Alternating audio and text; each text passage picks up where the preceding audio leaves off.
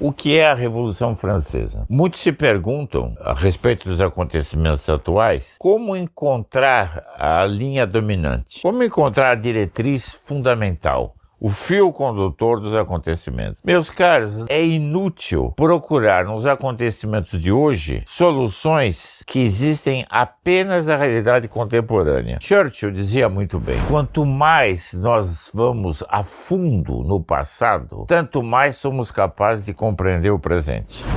Porque a história se repete. Se nós não conhecemos os antecedentes, jamais poderemos compreender a realidade contemporânea.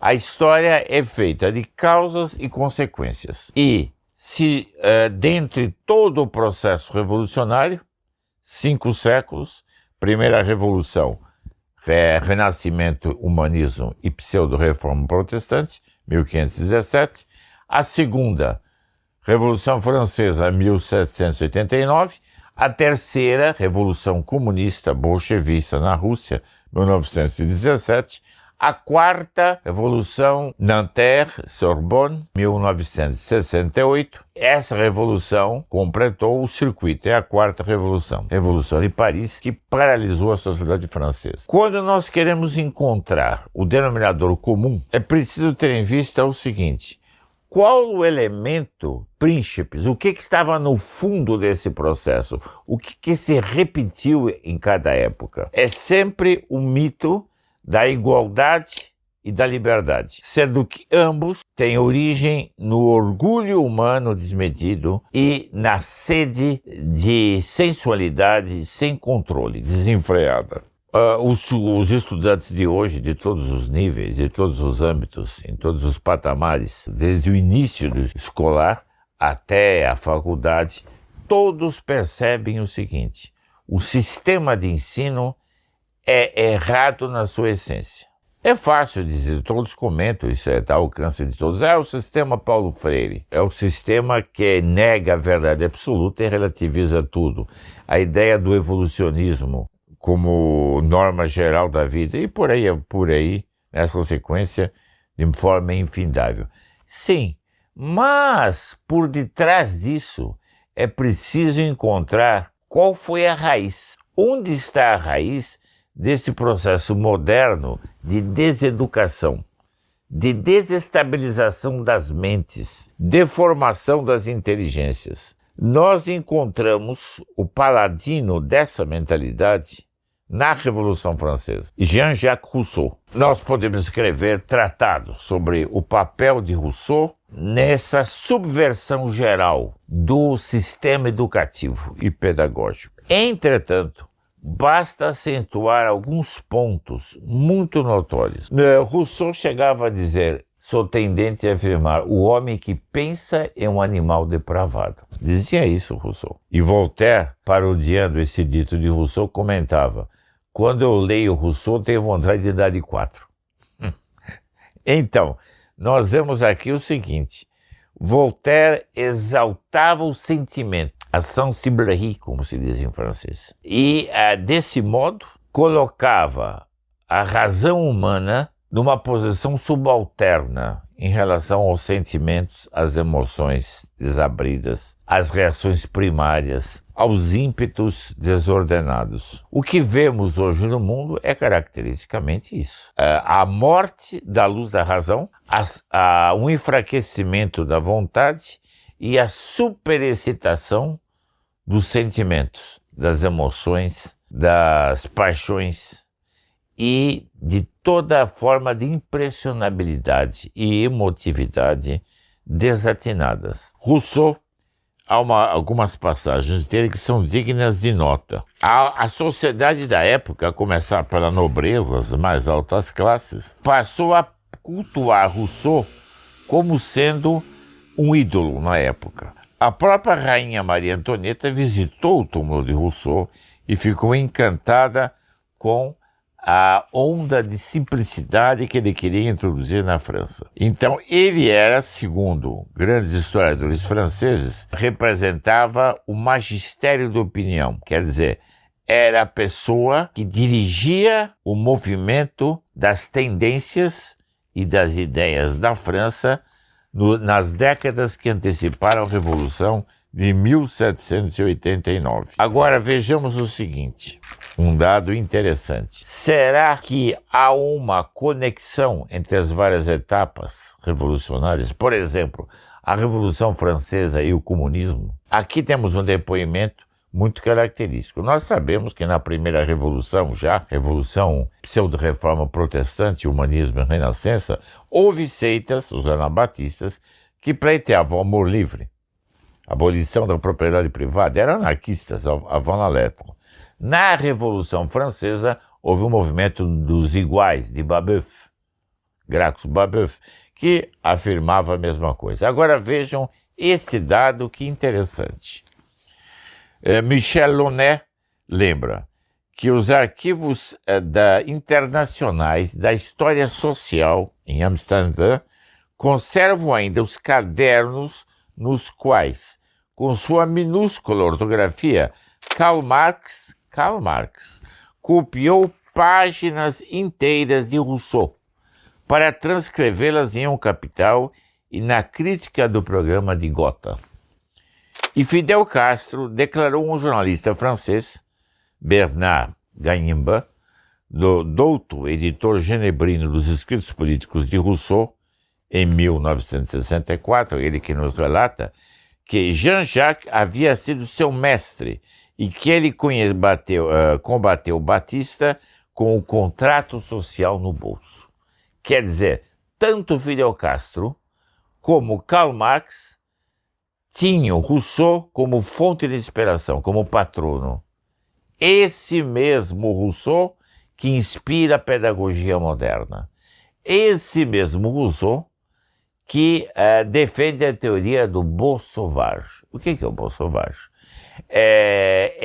Aquele que vive em condições primitivas, o aborígene, sem o incremento da civilização. É l'homme de la nature, quer dizer, o homem entregue aos instintos da natureza. Aqui nós temos, então, esse ponto que é capital. O estruturalismo, o que é?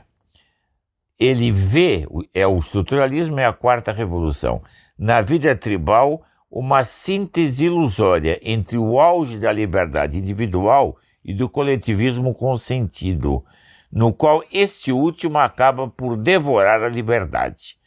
Nessa forma de coletivismo, os vários eus ou as pessoas individuais, com o seu pensamento, sua vontade, seus modos de ser característicos e conflitantes, todos se fundem e se dissolvem, segundo eles, de que modo? Na personalidade coletiva da tribo, geradora de um pensar, de um querer, de um estilo de ser densamente comuns. O caminho rumo a esse estado de coisas tem de passar pela extinção dos velhos padrões de reflexão, volição e sensibilidade individuais, gradualmente substituídos por formas de sensibilidade, pensamento e deliberação cada vez mais coletivos. É, portanto, nesse campo que se opera a transformação. É, então, a teoria do homem novo. O que seria um homem novo? É esse indivíduo no qual a razão se acha praticamente extinta, a vontade debilitada ao máximo e a sensibilidade exaltada até um paroxismo inconcebível. Essa desordem interior é que caracteriza o homem que está sendo,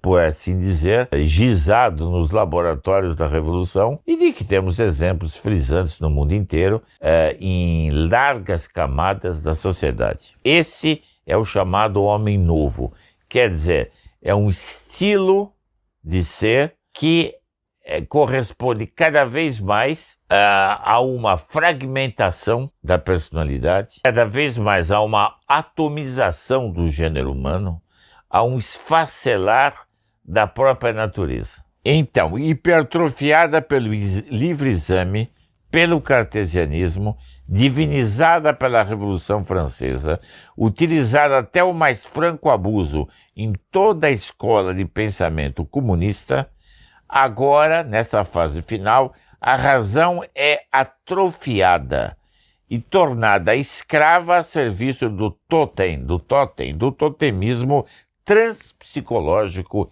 e parapsicológico. Aqui nós temos, por exemplo, um outro episódio muito característico, um outro dado que é tirado de Foucault, de Lévi-Strauss, sobre o pensamento selvagem. Nas tribos, a coesão entre os membros é assegurada sobretudo por um comum sentir, do qual decorrem hábitos comuns e um comum querer. A razão individual nelas fica circunscrita a quase nada, isto é, aos primeiros e mais elementares movimentos que seu estado atrofiado lhe consente. Pensamento selvagem, pensamento que não pensa e se volta apenas para o concreto. Tal é o preço da fusão coletivista global. A Aldeia Global de McLuhan. O Mundo de George Orwell. A nova ordem mundial. Quem não vê que há um fio condutor nisso? Quem não vê que há uma mesma linha dominante e que esse é um processo induzido que, por meio de etapas implícitas e fragmentárias, chega nesse momento a seu zênite? Ao pajé incumbe manter essa vida psíquica coletiva por meio de cultos totêmicos carregados de mensagens confusas, obscuras, mas ricas de fogos, fatos, mirabolâncias, ou até mesmo das fulgurações provenientes do misterioso mundo da transpsicologia ou da parapsicologia. É pela aquisição dessas falsas riquezas que o homem compensaria a atrofia da razão. Esse é o ponto frisante. Portanto, é preciso nós termos muito em vista isso, que o tribalismo contemporâneo, quer dizer, a exaltação das formas primitivas da existência, em oposição aos vínculos sociais, à cultura, à civilização, constitui uma etapa que culmina com o processo revolucionário. É uma das fases cruciais de destruição do próprio ser. Assim vimos, por essas rápidas pinceladas, o seguinte, que o sistema pelo qual a revolução age, o modus operandi da revolução, é precisamente esse: destruir no indivíduo a vontade de pensar, o desejo de aprender e de conhecer, e na vontade humana destruir ou enfraquecer ao máximo a determinação, para fazer do homem um robô e um fantoche. Acompanhemos o noticiário tendo sempre em vista isso, que a história vai se repetindo e conduzindo a humanidade a esse aparente beco sem saída. Então a pergunta final é esta: Deus permitirá isso até quando? Não sabemos. Isso é um enigma. O que nós sabemos é que esse processo se desenrola a olhos vistos. A olho nu nós podemos contemplar isso, observar isso e deplorar a ruína do gênero humano. Há sociólogos modernos que dizem isso, que a Terra está sobrecarregada de pressão porque há um excesso populacional e que para preservar a Mãe Terra é preciso extinguir parte da humanidade. Então caminhamos para uma espécie do quê? Para uma espécie de extinção, a palavra seria essa, para uma espécie de apelo ao morticínio, a um genocídio que não sabemos como se realizará, e certamente por meios científicos, engenharia genética ou similar, que tenderá a fazer com que a população mundial se restrinja. para que isso é feito, com que objetivo e quem estabelece e dita essas normas. Eis então uma matéria de reflexão para todos. Até breve.